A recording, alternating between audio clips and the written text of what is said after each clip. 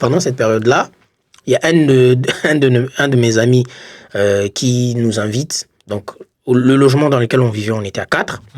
4 étudiants fauchés qui n'ont rien. Voilà, on est là. Et il y a un de nos gars qui nous invite à un mariage. D'accord. Fête de mariage. Mais non.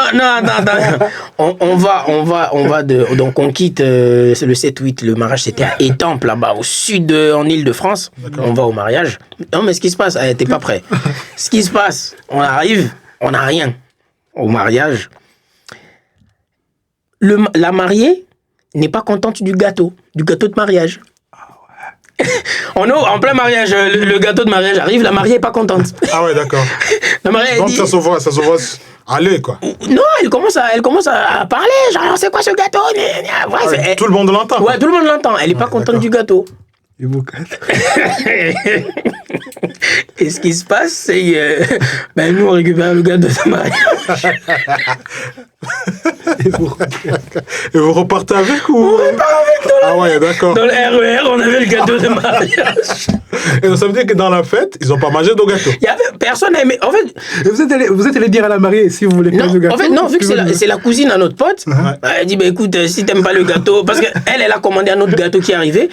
Voilà. Donc nous, on a pris ce gâteau-là. Et ça n'a pas fondu. Oh, c'était bien robuste. Franchement, c'était un gâteau nul. C'était vraiment robuste.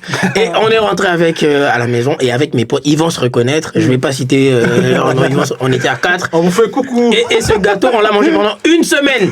Une semaine, vous coupez une part. C'est-à-dire, voilà, le matin, on fait une part, à midi, et le soir, on faisait les œufs. On avait, en fait, notre moyen de survie pendant cette semaine-là, c'était le gâteau de mariage et les œufs. Ouais. C'est tout.